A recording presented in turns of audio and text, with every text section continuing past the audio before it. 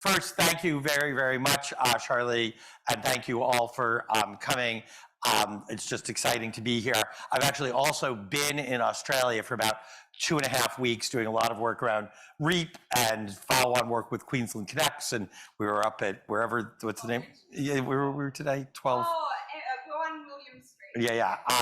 And there I had to wear a tie. This is nice to be in a regular academic seminar after, this is my last thing. They let me, I get to do an academic seminar and then get on the plane and go home. So, okay. Thank you guys so much. And thank you to Charlie for hosting and for all the great work we've been able to do together and just the great work you're doing.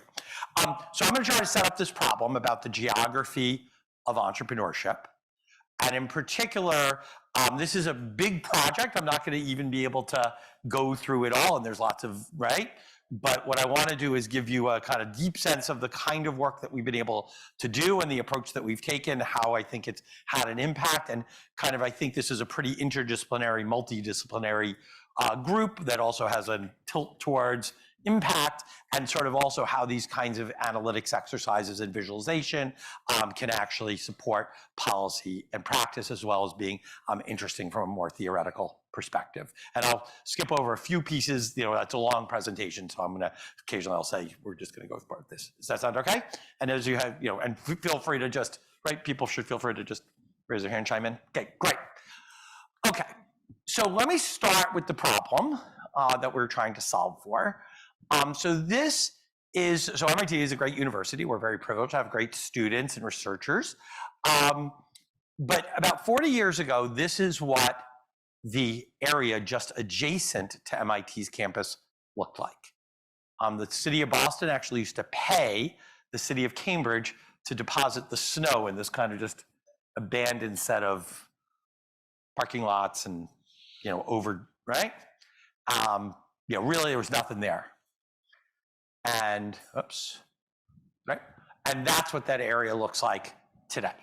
Just a dramatic physical transformation of urban space, right? Some of the most dramatic, like one of the more dramatic in the world that you can find in terms of a kind of square mile. It's just got completely transformed.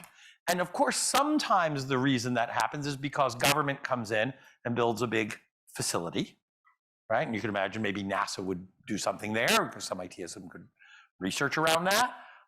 Or, we have some economic developer type people here. You might imagine state government attracts a big employer and says, you're going to create jobs. But that is not how this occurred. Instead, what actually happened was that entrepreneurs, startups, some former MIT students and researchers, some other people as well, started to build companies. And this is a nice young audience, so most of you don't even know what Lotus 123 is, but some of us are just old enough to know exactly what that was. That was founded right there, kind of as an isolate, right? But that was really the first scaled spreadsheet company, actually the second real company. VisiCalc was before that. Some of the emerging biotechs like Biogen, backbone of the internet, Akamai. And then interestingly, when those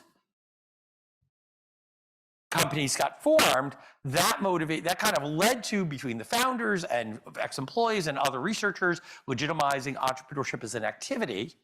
That actually led to, lots of other companies getting founded. Most of you will recognize the one at the bottom at the very least, because, right, hooray vaccines. That was our overnight success, 15 years in the making. But then others, for example, Amazon Pharmacy in the United States, it was kind of scaled up by PillPack, which are our former students, HubSpot, many, many others. Nice fusion company that they're going to get fusion in 2025 or not. I guess we'll see how that goes. Okay. Oh, there they are. Okay. And so that kind of fact is one route. That's not the only route, but to kind of stimulates this thinking, right, of what's the role of place and geography in shaping entrepreneurship, what conditions support innovation-driven entrepreneurial ecosystems, and what's the relationship of, suppose you do get that, some people look at that and they say, that's great. Did that affect the broader economy? Does that have consequence? Or is it just kind of a little activity unto it's kind of a little sector? And many of you at least, right, is there's Josh Lerner. Josh, about 15 years ago, wrote a book where he went around, and Josh is very, right, he went around, he's kind of a very thoughtful guy in entrepreneurial finance at the Harvard Business School, and Josh kind of went around and looked at all these different programs about supporting entrepreneurship at the local level. And, you know, he's kind of a grumpy guy, but like, as it turns out, right, the whole thing is in the name, Boulevard of Broken Dreams. Well-intentioned efforts that did not realize the benefits of their intention. So in other words, right, and a lot of the reaction to this book was, oh, what you just saw there in Kendall Square around MIT or Silicon Valley, that's like lightning in a bottle. There's no policy, there's nothing systematic about it. It either happens or it doesn't, you can't really affect it, give up. And it kind of gets laced with some libertarian kind of overlay usually. A group of faculty members and I, and some of those you're gonna know, actually decided to kind of, instead of just giving up, and instead of ignoring the evidence, right, because those would be two completely reasonable plans, right, as an academic, right, instead said, let's actually understand the root causes of that. Let's actually dig deep and understand how you would go about stimulating local, growth-oriented entrepreneurship.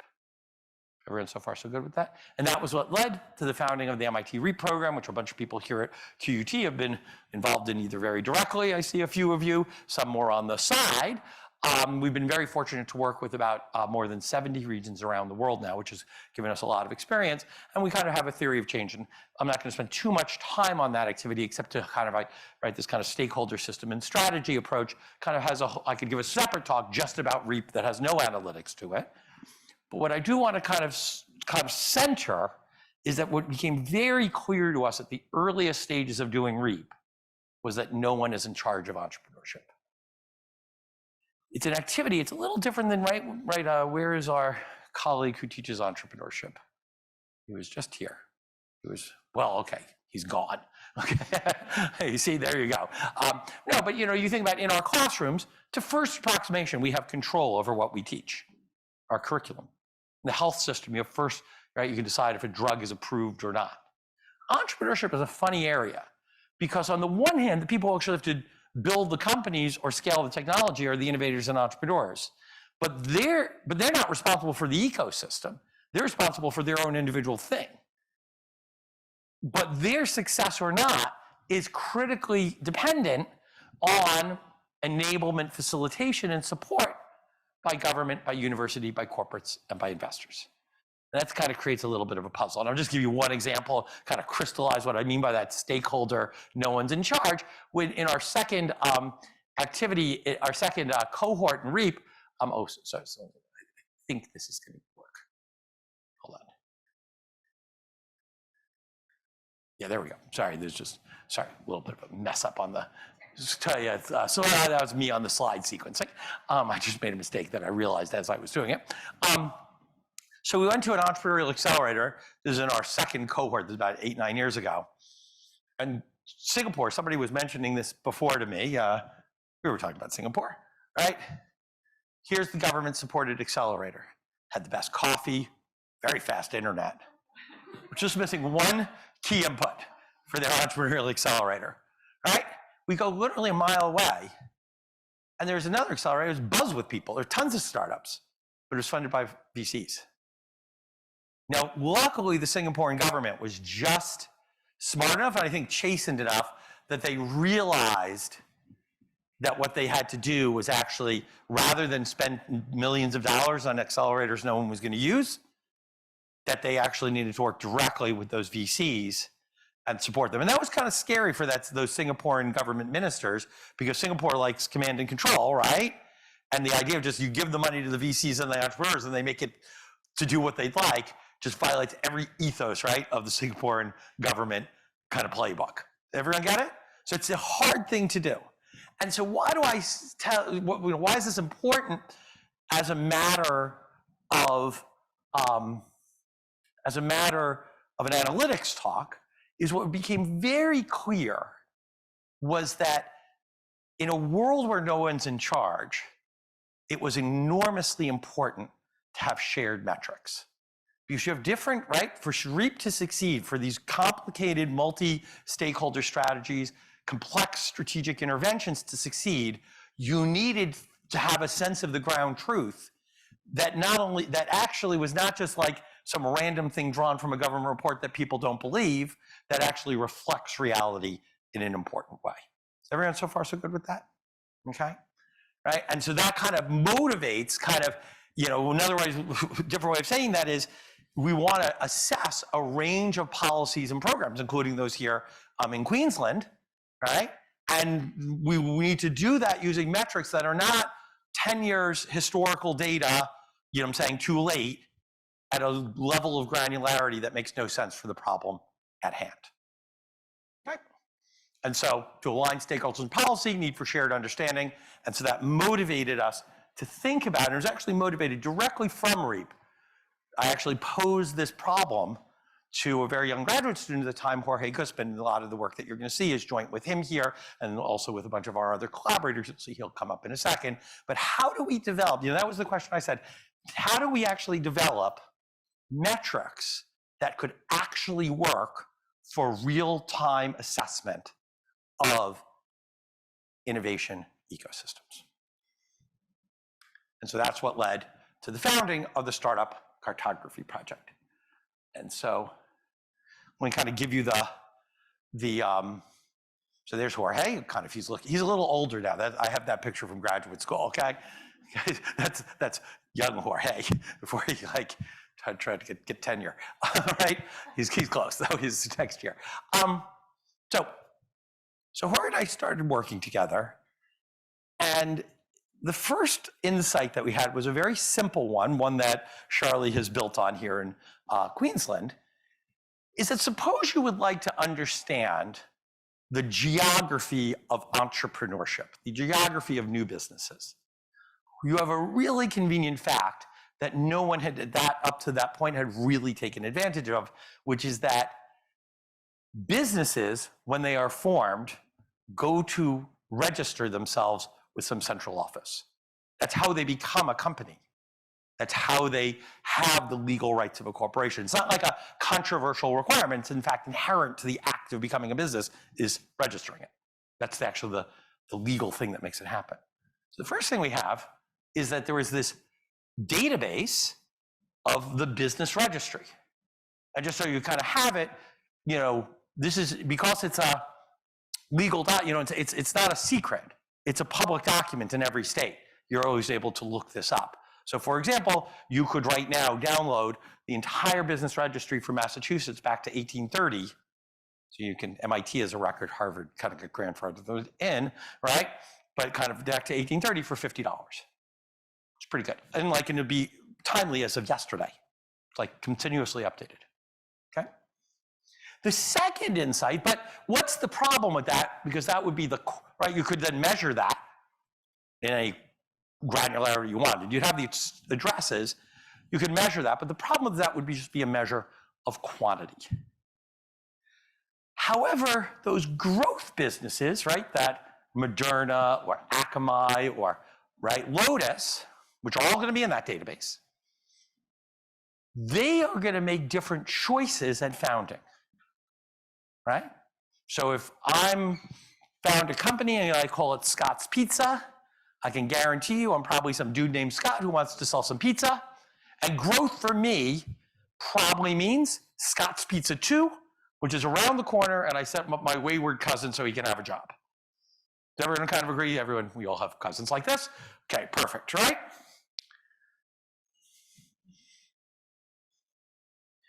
On the other hand, if I set up thermonuclear biotech,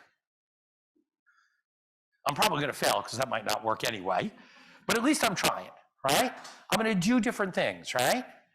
And then the third insight is, okay, so now, once again, it's not causal. So in other words, I might register my company in Delaware in the United States, a kind of higher level of corporate governance, right? You probably did that, right? Right, as a founder, right? Because you might be attracting venture capital. You want access to that, right? That doesn't mean that you become you don't grow because you register in Delaware. You register in Delaware because you're hoping to grow. But we as the analyst, right, as ex post, as the looking at the data, that's going to give us an ability to select those needles out of the haystack, right? Not causal, but predictive. Okay. The last thing is the great thing about entrepreneurial growth. It's an enormously skewed distribution. It's extremely rare for companies to grow, but the companies that do grow are absurdly observable because they have like thousands of employees, or they go public, or they get acquired and there's a big newspaper article. Did you see what I'm saying? So the successes are all observable with almost no error. Did you see what I'm saying? You might not know exactly if a firm goes bankrupt or it's kind of piddling along. You see what I'm saying?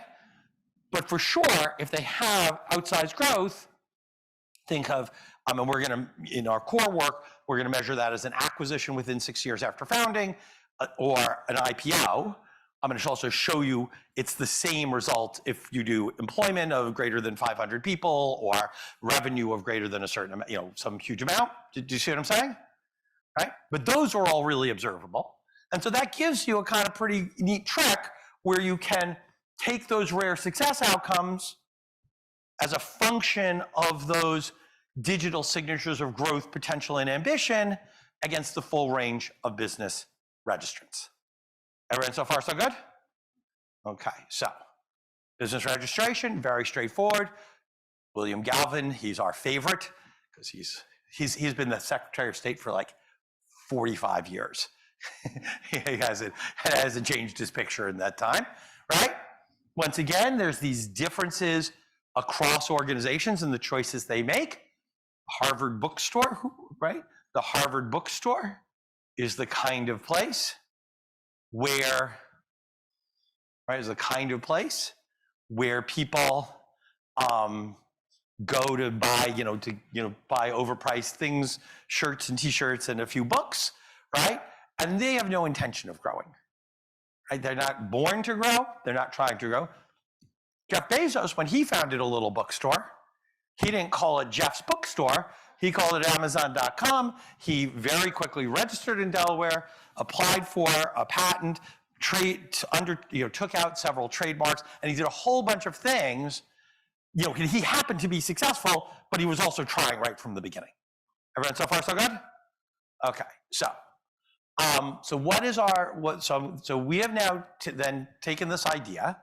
We have, and you're going to see, I'm going to kind of mix up a few different data sets, but this is the core of the publicly available data set. Is what we have is from 49 US states. Interestingly, the one state that doesn't sell its data is in fact the state of Delaware. So they have this highest level of corporate governance, and so it's a big, they actually don't let external, you can find it on a one-on-one basis, but you can't scrape the entire set. But what we have is from 1988 to 2014, 49 US states, excluding Delaware, plus Washington, DC. We have for about 46 additional US states, we have an additional 2 years of data, accounting for about 99.6% of US GDP. Okay. And then what we do, let's do this, is we run just a simple, and I should have put standard errors, but just think this is like the most, think of the T statistics here as like 1,000, okay, like really. Is what we do is run a simple logit, right? We can obviously do more complex models, okay, but we run a simple logit on do you grow, right, 0, 1 variable, as a function of a bunch of very simple characteristics that are completely intuitive, right? If you name the firm after the founder, you're 70% less likely to grow. If you get a trademark, 300% more likely to grow. Importantly, so think about the baseline in this data set is that about 1 in 1,500 firms is a growth event. If you both either apply for or acquire a patent within the first 6 months after founding, and you register in Delaware, you're 8,300% more likely to grow. And that's not a small effect, that's a big effect. That essentially takes that, roughly 1 in 1,000 chance, or a little bit even more, to basically 1 in 40. And just dramatic. And then Oh, because if you register in Massachusetts, what it's called is you are a there's a little box that literally says, I am a Massachusetts domiciled company registered in Delaware for corporate governance, but will pay my taxes in Massachusetts. And I pay a little fee to Delaware to handle the corporate governance. Do you see what I'm saying? It's an incredible, like, I have to admit, when Jorge and I sat in the office and discovered that one fact, we were like, okay, we're off to the races. We're off to the races, right? Because it was a very subtle, and that was it, was we recognized that, and this is maybe broader for there's a data science community, I know not all of you, right? But it was a very good example of kind of administrative data as predictive text. Do you see what I'm saying? And you had, right, because people actually, we were not the first to count business registrants, but we were the first people to look into the business registration and look at its organization. Do you see what I'm saying? Okay. And once again, you could imagine that there's, and in the paper and research policy, which they might have, I think might have been posted, I can't quite remember if we, maybe, who knows? Yeah. But for example, this is just a kind of, and I just show you mostly for the last line, right? This is one that doesn't use some of the cutesy, more subjective variables like named after the founder, which are kind of interesting in their own terms, but maybe are less relevant for a policymaker. But they use but have more interaction effects. Do you see what I'm saying? And there what you can see is, pretty much by the time if you're Delaware patent and trademark, you are basically looking to seek venture capital almost for sure. You are likely in the group, you're at a kind of 1 in 20 chance of success, at which point you're an investable firm or something like that. You know what I'm saying? It's going from that kind of dollar in a dream to, right? It's still risky, no guarantees, but at least this is a firm that has a chance to grow. Just to give you a sense, so of course what we're able to do, and this is all out of sample, kind of in a standard way, what we're able to do is then for every firm, so now once you have that regression, you can now make predictions for every firm in your sample, right? About, of course, we do 70-30 and the whole thing, but basically we're able to make predictions about, right, based on where you're predicted to be in the distribution, what's your actual likelihood of growth. And so, for example, the top 1% of our predicted firms account for 37% of all growth events in the United States during our sample period.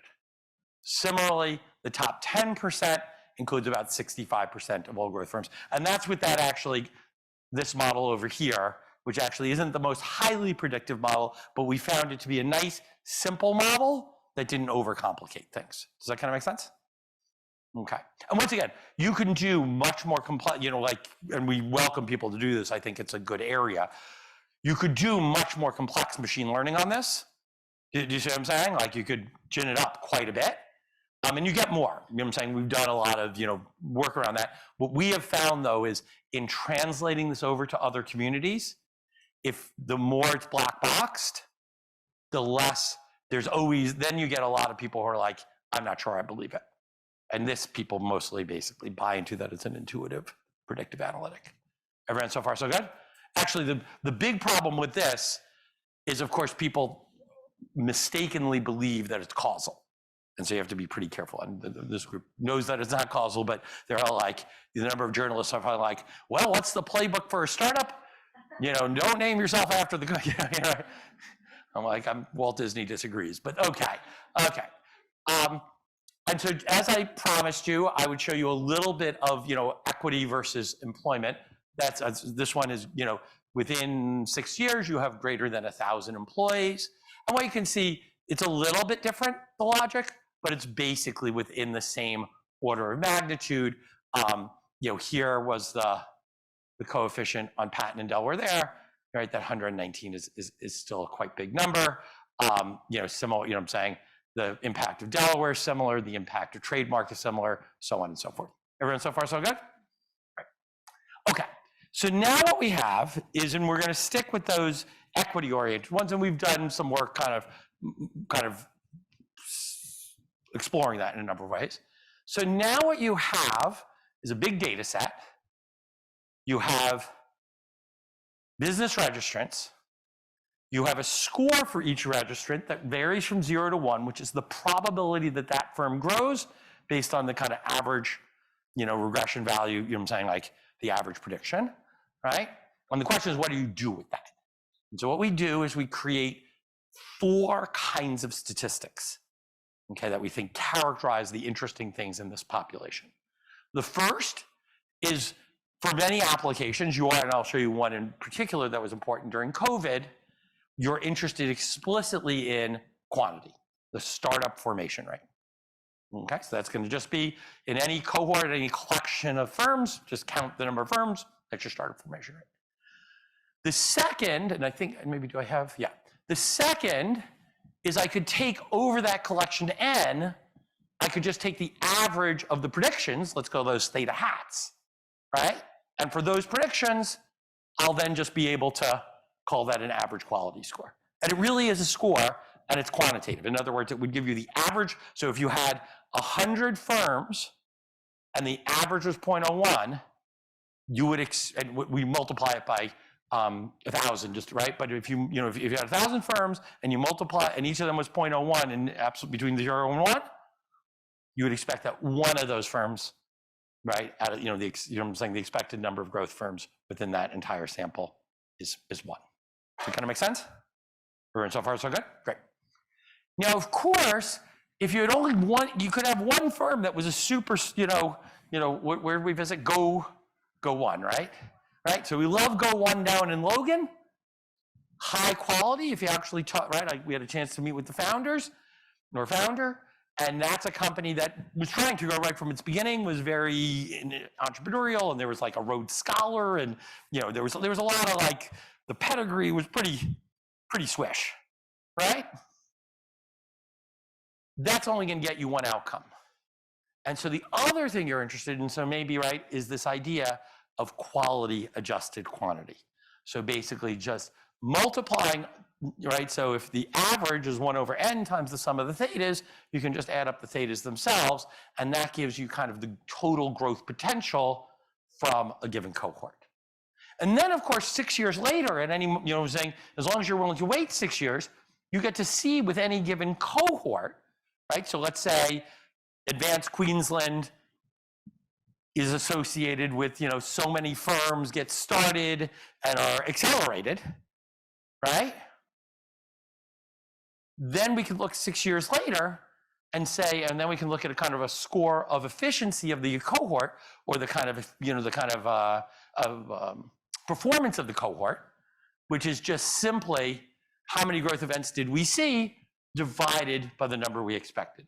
So in the example before, if the denominator was we expected 1 total growth event and we got 2, then RecPy would be equal to 2. Do you see what I'm saying? Okay, great. And so why do I like these statistics? Is because one, you can take the collection of firms that you take can be completely random. You know what I'm saying? It's completely arbitrary. You can be at any level of granularity and any level of time scale. You're not really, right, constrained by that. In fact, because you're starting from those business registration records as text, you can even take like quarterly results or daily. Like you can look at this, do people who are founded on a Friday do better? We've run a lot of regressions. Okay, we had a very enthusiastic RA on that one topic. Okay, so what we then are able to do is then ask, how does the quantity and quality of entrepreneurship vary across time and place? What factors shape variation in entrepreneurial quality and quantity across location? What shocks shape variation in entrepreneurial quantity across time within location? And what's the impact? So in other words, just descriptively, how do we describe the geography of entrepreneurship? What shapes, what conditions lead to more of this?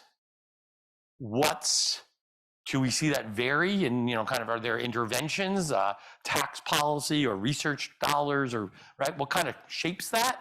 And then what's the impact? So far so good? Okay, great. So, so let's first look at vary by location and time. So this is actually the area. This is not Longreach where we were yesterday. I guess that's probably not Longreach. It'd be a little drier. Okay, but you know, it's not rural Queensland. This is the area just. This is the Santa Clara Valley, just south of San Francisco, and this is only from the 1920s.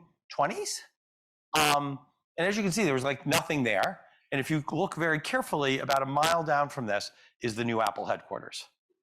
It's just, you know, that area, there was, when they say there was nothing in Silicon Valley back then, this was it. It was just a bunch of orchid trees, right? That is that area today. Now, actually, I show you that, right? So that's Silicon Valley today, right? And the funny thing about this picture, this is actually the geograph, according to Google Maps, the geograph center of Silicon Valley, whatever that means. Don't you feel the innovation? Right? This is, for those of you who know the area, right? This is actually El Camino Real, kind of just south of Palo Alto. I don't know, it's hard to know, right? I mean, you could go visit individual places, but it's really hard to, right?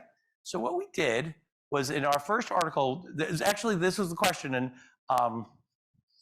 Hal Varian at Google actually helped me clarify my thinking, and he actually gave us the name of the first article we wrote in this area. He said, the first thing you need to do is no one's gonna understand what you're doing unless you kind of provide just ground truth. He said, I get it now.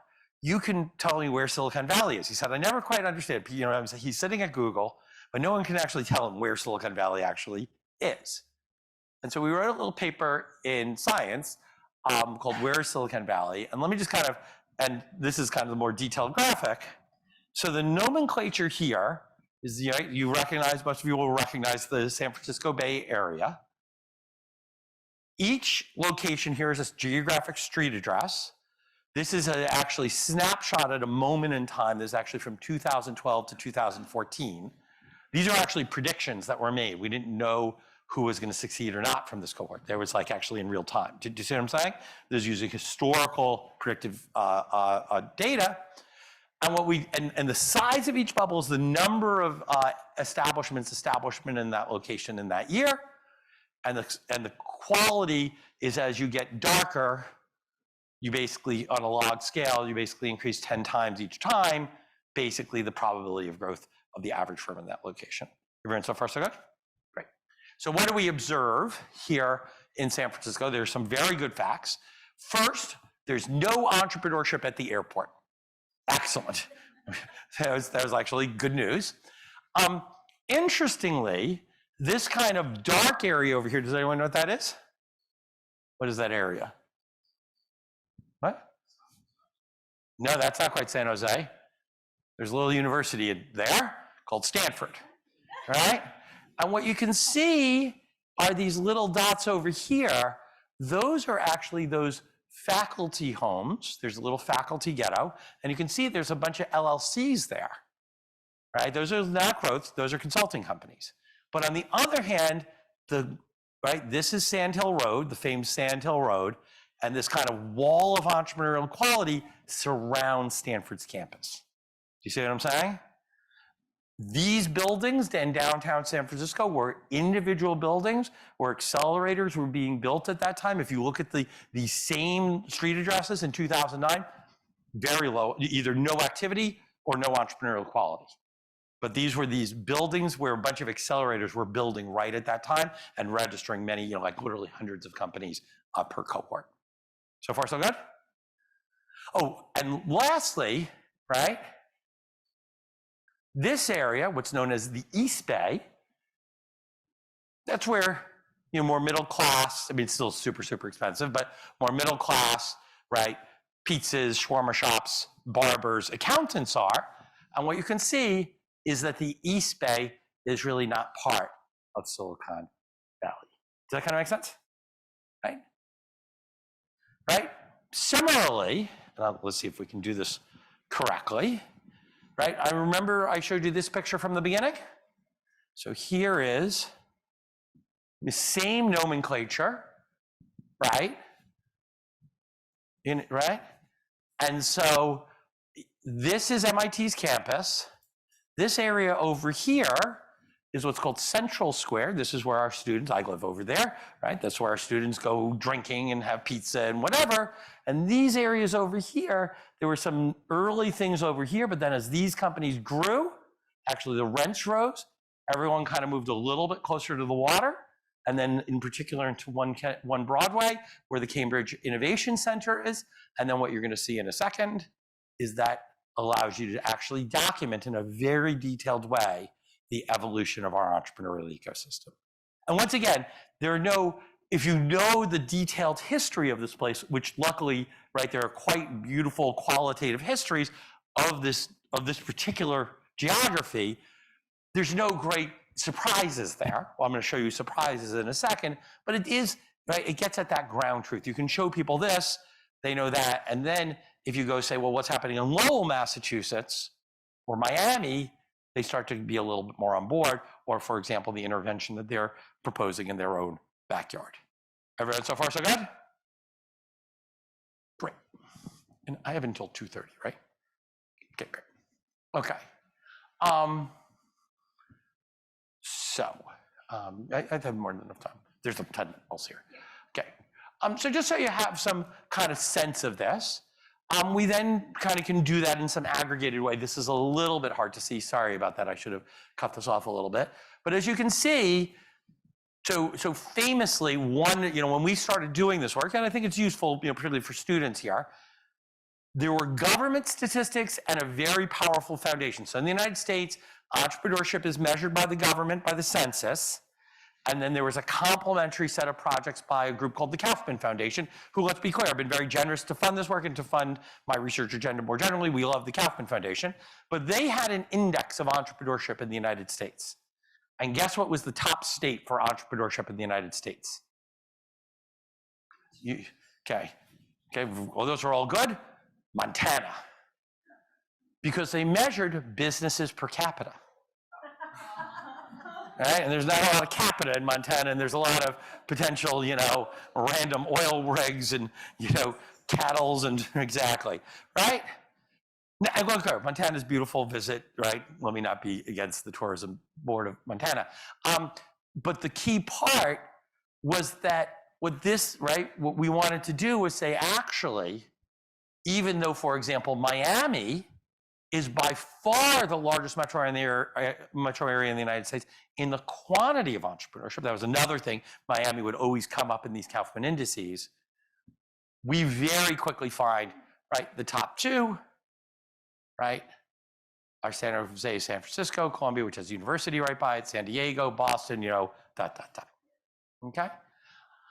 We're able then to track those over time among big metros, and we can do all, right, and now we can start to do that, and then we can start to do that on an annual basis. Any questions, thoughts, comments? Okay, I have lots more to go through. So let me give you, I'm doing this slightly out of order, but let me explain. So we have then made this data set accessible. So you can now go, I think, where do we have, I think somewhere I probably put up the, let's see if okay. There's a website, startupcartographyproject.com or .org or something. I'll show it at the end, in just a few. And so, for example, this paper actually came out of a project by Yael Hochberg at Rice University and some co-authors, but it's using directly these data. In other words, and the reason I'm showing this, it's the first paper where I think they got a pretty new insight just on geography in a fairly straightforward way. So what they do, for example, is they look at every county in the United States, right? And then for a variety of reasons, the other things that they use, a few are excluded, right? And what they do is they run a simple analysis of how much of the variation in new businesses is time invariant, i.e. is county fixed effects. Do you see what I'm saying? And how much is varying over time? And basically they get that about 75% of, this is from 1988 to 2014, about 75% of the variation across that big long time period is actually explained, even controlling those businesses. This is essentially business per capita is basically explained by time invariant factors. Okay? Okay. So we now have, right, I started with predictive analytic. I then used that to construct some statistics, some new statistics, right, that were kind of carefully chosen. And then I've now done some validation of those statistics to show you that at a kind of baseline level, they're not crazy. Everyone so far so good? Now, how can I use those? So for example, when we started doing this work, this is about 10 years ago now, basically 10 years ago, there was this huge gap between two different perspectives. So in the first perspective, if you asked the official US government statistics what was happening in terms of entrepreneurship in the United States, so whose sense is that if you thought over the last 30, 40 years, has entrepreneurship in the United States gone up or down? What's your just general sense? Why do you say that? Right, so there's, I think, right?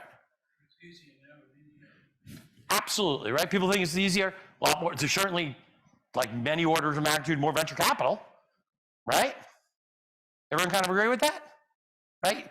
Our students in the United States, I think that's also true here. You see that right here at QUT, right? Students in business schools or from top engineering science schools used to, entrepreneurship was not even on their radar screen. Now it's all about joining the startup. But if you look, here's the rate of new firm entry in the United States. Here's the exit rate, 78 to 2011. This is built off the LBD, and then more recently, that's been then transmogrified in something called the BDS, the Business Dynamics Statistics. And basically, if you take that ratio, what you can see is that there's a big long decline in entrepreneurship in the United States. And let me be clear, this is not like some sideline. This became like one of the central organizing, declining business dynamism was a major, and still remains to a certain extent, was a major political issue in the United States for about 7, 8 years during the 2010s. Of course, if you talk to a venture capitalist, they're like, what do you mean entrepreneurship's declining? Entrepreneurship's on the rise, right? Oh, I don't have this cute. There's a cute Mark Andreessen tweet that kind of clarifies it. It's like, entrepreneurship on the decline, business stalling, too much entrepreneurship, disruption, business, I'm saying? Like, right? There's this kind of gap, right? And to just to be clear, I just want to really look at this official government number for a second. But for example, the official US government statistics here, and once again, these are great researchers, John Halterwanger, as well as, right, his entire, he has many collaborators in this area, Javi Miranda, Ron Jarman. Here's 96, here's 2001. There was no dot-com boom in the United States at the level of quantity. On the other hand, right, Jorge and I, this paper came out in AJ Economic Policy a few years ago. Once you account for the quality adjusted quantity, you get a strikingly different picture. So what do we observe? We observe that actually the 90s were a period of actually rapid growth of innovation-driven entrepreneurship. It actually peaked in the year 2000, just like you'd expect. There really was a decline, but not like a precipitous decline to zero, because the internet really was good, right? There really was opportunities, right? The venture capital model was proving itself out. It kind of puttered along through much of the 2000s. The Great Recession really was bad for quality-based quantity. There are a few great companies that, of course, came out of that. And then after the recovery started, there was a big increase that has then continued for a long number of years. Everyone so far so good? Yeah. I'm really curious whether you maps a big thing that the Australian audience might not think of, because we have a socialized healthcare system here, is that many people stay in jobs now. Yep. Stay in jobs in the US just in healthcare. The Affordable Care Act came in 2000 and I want to say 2010, yeah, 10 and running out, yeah. So people have, I would argue, more confidence to be able to have health insurance and start a business. And there's a big law. They Yeah, What are the absolutes? right. So what we, yeah. Yeah. So actually, there's been a number of different papers around this. Some of them related that have used our data set, right? So I'm not going to feature that, but there's a nice body of work that shows that for that more SME quantity of entrepreneurship, having access to benefits like guaranteed healthcare absolutely opens the door to entrepreneurship. And I'm going to show you something during COVID that kind of speaks to that a little bit more directly. And you had administration for 8 years that is very successful. Yeah. New business. Yeah, absolutely. Absolutely. What you also see, on the other hand, I don't think that the benefits piece of it, the Obamacare, generated the kind of quality dimension, because that's usually people who probably have access through some other means. Not in every case, but you know what I'm saying? So I can show you. There's a nice paper that sort of gets at that. It's not my own paper, and I'm not remembering all the details, but there's a paper that sort of makes that point, that basically it kind of builds broadly off our work, but basically it shows that there's that access to benefits increases the number of small business people, but does not correlate with like companies, founded in Delaware or something like that. Okay, but it's good. Let me clarify. I'm going to show you some work during the pandemic that we did that's a little more directly on point to what you're talking about. Okay, great. Interestingly, there is though, right? There is a kind of notion about dynamism though in the United States that's important to keep in mind, which is that, remember I showed you before, right? So this kind of is this interesting graph of quality adjusted quantity over the cycle, right? Over 20 years, basically. And then of course, what we're able for each of those cohorts, like the 1995 cohort, we can then see how that cohort did in terms of performance. And so there you get a slightly different picture. And in particular, there's this great thing, and it's a little bit to the gentleman's point over there, the single best year to become an entrepreneur, like conditional becoming an entrepreneur that was growth oriented, the chance that you had the highest chance of success was 1995. And that was, think of that as the year really the internet exploded. There were still relatively few competitors. There was a very, there really was a broad opportunity for growth oriented entrepreneurship to succeed relatively quickly, right? To succeed relatively quickly. And then that actually did have this kind of secular decline. So that's the scale, right? So the ability to scale the companies, do you see what I'm saying? Conditional on founding with a given quality, that ended up on this little bit of decline. Though interestingly, that actually recovered quite a bit after the Great Recession, and some of the kind of big, there was this wave of successes, IPOs and other large acquisitions from the cohorts in the 2010s during the 2016 to 2022 period. Everyone so far so good? Great. Okay. Okay. So we then turn that into a tool for visual, I know there's a Center for Data Science, right? With an RE, not an ER, right? So we then try to turn that into a tool. And as I said, so I showed you those maps. We did a little bit of changes in response to feedback of kind of how we visualize. People wanted it to be more obvious what quality looked like, so they became these bright blue bubbles. And so you can go on our website for Startup Cartography Project. You can choose any street address you want, and it will map for you, and you can choose whatever year, and you can create one of those videos. You know what I'm saying? And so people, right, so we work with a lot of economic developers. People are developing districts, and they'd like to understand, what happened when they they had put in a new bus route, or they put in a new subway station. What happened to entrepreneurship in the subsequent years? What happened to new business registrants, both in terms of quantity and in terms of quality? Everyone so far so good? Great. Okay, that. Yikes, okay. Okay, and as I said, I'm not going to talk too much about this, but I think you've been able to build on these ideas and some of the really nice work that Charlie and her teams have done around really using this kind of work, combining in this BLADE data set to really kind of bring that to understand both what's happening in Queensland and Australia, but also to then assess impact of programs, for example, Advanced Queensland. Okay. So we're going to go 2 more layers deeper just in the rest of this talk. I'm going to give you one more descriptive that's a little bit, right? And I know you have to go, so you'll want to see this. So, okay, I don't know about you. I'm anti-pandemic. I say, I'm right. We don't like pandemics. But at March 2020, if you had asked me what was going to happen to entrepreneurship in the United States in the next year, I would have told you entrepreneurship is going to decline a lot, right? And the idea is that there's going to be just this massive problem, and certainly, that just who knew what was going to happen, but the economy is going to crater, the whole thing. Somehow, we always make fun of government's capacity to act quickly.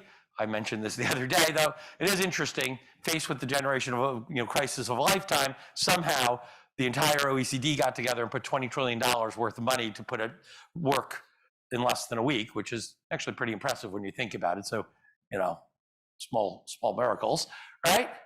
But what we observed very quickly, actually, was that if you actually just compared, and this is across 6 US states where it's easy to get the data, this is very consistent as well with the census data, is that we see this increase in the quantity of new business starts between 2019 and 2020. And in particular, there was this period right around the pandemic where there was this massive decline, but then it picked up, and it's not small. It's like there was like a net many, tens of millions of new, or, millions of new firms, or maybe hundreds of thousands of new registrations relative to trend by the end of 2020. Moreover, and we discovered that, and a number of other projects discovered that, including the census data, but what we were able to then do, and we did this a little bit in collaboration with the New York Times, right, was we were then able to look really carefully at what was going on. So guess what? During the pandemic, there was a rise in cleaning services, companies with the word cleaning or COVID or whatever. On the other hand, which one? I can't see what is this? Oh yeah, this is what happened to restaurants, okay? And what you can see is that there was a huge decline in restaurants, then there was a big increase. Oh no, this is cleaning and sanitizing, right? That got a big boom, right? Online education, right? You can see there's this huge, the word pod and nannies and things like that, virtual digital remote. And then the last piece we did, though, is we actually looked at how that was changing the demographic geography of entrepreneurship. And then this came out in the upshot in the New York Times. And in particular, let me just kind of highlight this, was that, for example, if you take the city of Atlanta, it actually wasn't the downtown of, or let me say, most of you probably know New York better. Manhattan actually never quite recovered. It wasn't as bad, but here green is good and purple is kind of bad. Manhattan actually did not recover during 2020. All of the growth in entrepreneurship was actually in kind of a donut around the city. But then what we were able to do was actually look what that donut actually looked like. And it turns out to be Black neighborhoods.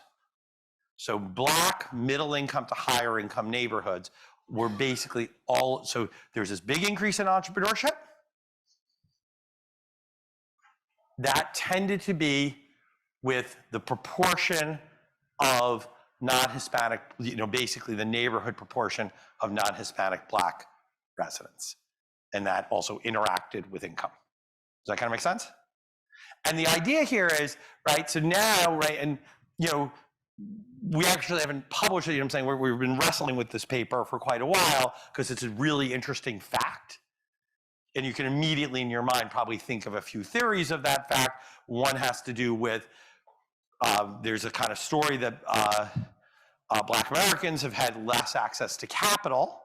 And you can imagine a very straightforward story where those stimulus checks, also being at home, but also getting paid in many cases, allowed people then to kind of put their newly found cash to work to actually open the business that they've always wanted. Did you see what I'm saying? Another was that obviously the United States had a big civil rights reckoning right alongside COVID. People forget that now that those were kind of the same time. And, you know, I've had a lot of, you know, community leaders who looked at our data and they're like, what happened was people really want to take control over their own lives. Do you see what I'm saying? Right? So kind of thinking through that, and we're kind of just working actually as soon as I get back to the US, hopefully we're going to make a big push over the next few weeks to finalize that and do some tests to kind of distinguish those effects. Yeah.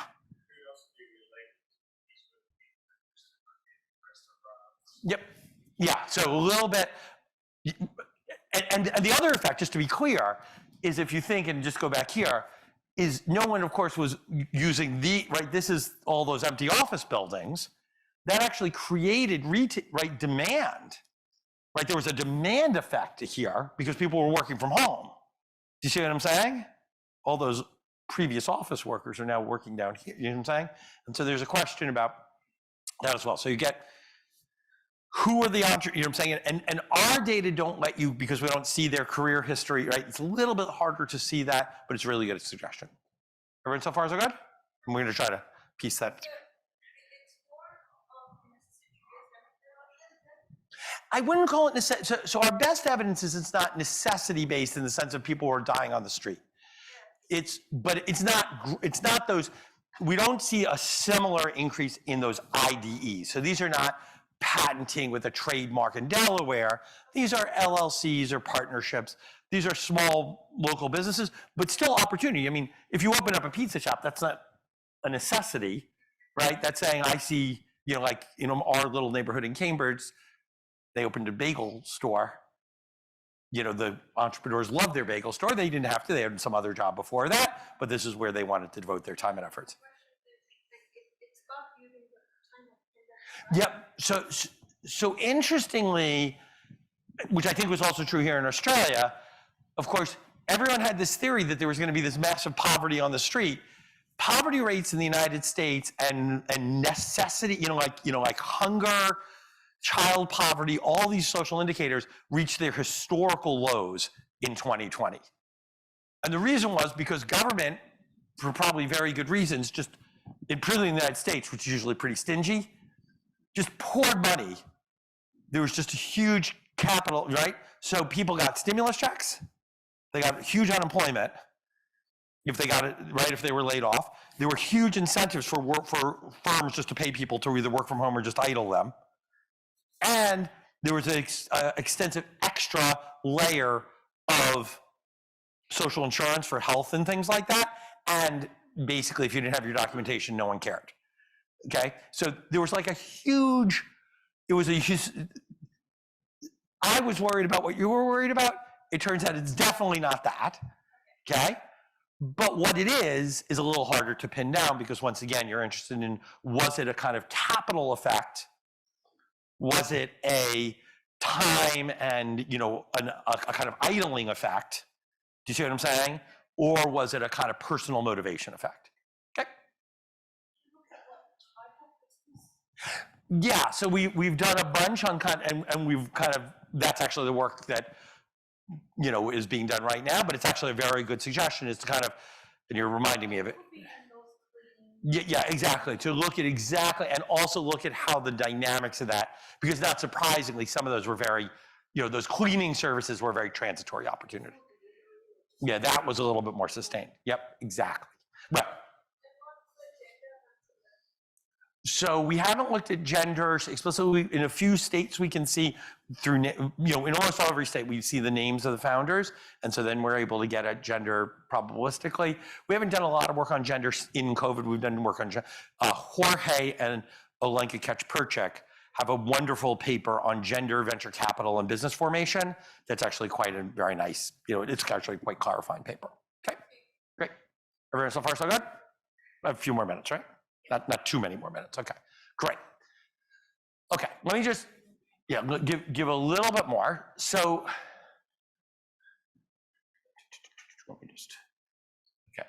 So let me show you just, a few different pieces. So this is a paper that I did with Valentina Totari on universities, on the impact of universities. So interestingly, a lot of REAP is premised on the idea that universities are key players in entrepreneurial ecosystems. And we kind of think that's true because you're like, oh, Stanford has a great entrepreneurial ecosystem around it. But interestingly, like Princeton's a great university and it doesn't really have anything. Right? It's got a nice shopping mall. You ever go to Princeton's excellent shopping mall, okay? Right? What we did in this paper, and just because I know we don't have much time, is what we did is we looked very precisely at what happens to you. So now we're going to look at changes over time in RecPy. This is this quality adjusted quantity measure at the level of a zip code, right? So you guys know what zip codes are, right? I think, right? On the zip codes basically within 5 miles of the university, we're going to have a time invariant effect for each place, and we're going to be different. So it's actually even there's kind of accounting for general time trend. And then what we're going to look at is variation over time, one period lagged, where each period is either 2 or 3 years, of what's happening in terms of the funding to that university through competitive research grants. And so what we find here, right, so competitive research grants to a university, right, we got lucky or not. And then what you see is those are criteria are mostly on, is it good science? Is it a good project? And what we observe is a quite straightforward, kind of reasonably quick, right, impact, positive, large and positive impact of new research funds to the university on the stimulation of quality adjusted quantity. To be clear, that same change in funding, if it's not for research, if it's like for, you know, infrastructure, doesn't do anything. And if that same was to national labs, which are much more cloistered, much less open environments, you don't get an effect. Everyone so far so good? I know we're almost done, right? We have another paper. This is looking at the impact, for example, of R&D tax credits, which are largely thought to be good for big firms. But we show is that over time, if you kind of stretch it out, and we have a bunch of robustness checks around this, you can observe this kind of dynamic effect of an institution of a state level R&D tax credit over time. And then I'm just going to show you one more. There's a nice immigration paper. There's some other nice papers. But I'm going to show you one last. This is not really a geography paper, but it's at least makes you think about entrepreneurship paper. So this is a paper by Jorge with a bunch of co-authors, but kind of uses these data. So what this paper does is it took our data, connected it to voter registration records and your party affiliation. And then it looked at what happens to entrepreneurship depending on who wins the election. So let's to be clear, entrepreneurs tend to be Republican on average relative to the population, right? That kind of stereotype is true, okay? But when Barack Obama won, you saw a big increase in new business starts by those who were, you know, by individuals in the United States registered in the Democratic Party. And after Donald Trump won, you saw a big increase. You know, this is a negative because that's like the share Democrat, right? A big increase in the relative fraction of new Republican business owners. And I love this because I think it hints at something that gets at actually not just a policy mechanism. There's not a policy, there's an election, but a theoretical idea, which is that ultimately, right, entrepreneurship is about optimism. Right? If you believe the economy is about to get better, you might make the big risk, right? You're less worried about the risk. And when do you think the economy is more likely to get better? When your guy or woman wins. Okay. Lots more. We have tons of other papers. We are currently kind of really trying to think through, you know, the consequences and more persuasive evidence than this graph, though, is what's the consequences of this. So, right, even today when we were, wherever we were, people love entrepreneurship because it drives economic growth, right? Except it doesn't. There's the quantity of entrepreneurship. I've never seen a regression that predicts that the quantity of entrepreneurship predicts economic growth. And in fact, it's exactly the opposite. Because of necessity entrepreneurship, what country in the world has the highest rate of entrepreneurship? Close, even Malawi. Everyone's an entrepreneur because no one has a job. Yep. No, just absolutely. If you look in the numbers, what? Yeah, no. But it's sub-Saharan Africa in the poorest countries in the world. But that's because no one's working at all, right? Right. I mean, obviously, that's not what we mean when we say entrepreneurship causes economic growth. But if that's not, that means we have to define some other term. And in fact, once you adjust for quality, there is a pretty positive correlation. And so now we're trying to kind of parse that out in a new paper and really kind of show that this is a bit more of a causal mechanism at play. Though we'll have to come back to QUT in a year to actually test that out in a real way. Okay. Oops. I think that's it. I probably should have put the website on here, but definitely feel free. Just to kind of sum up, we use business registration, predictive analytics to provide an empirical platform for studying striking place-based variation in quantity and quality of entrepreneurship. Offers, right, I think in a good data science spirit, this is the kind of empirical substrate. Like this, I think is a good example of, for example, for your students, if you're teaching some data science classes, download this data, and I think it teaches, there's a little bit of like, this kind of shows you kind of in a kind of fairly elementary way, how to go from messy, very disorganized data to a pretty tight, you get it kind of empirical approach on a topic that lots of people are interested in. And then it also points to the importance of studying not simply the quality and not simply the quantity, but depending on the question, having an integrated understanding of both the quantity and the quality of entrepreneurship. Thanks.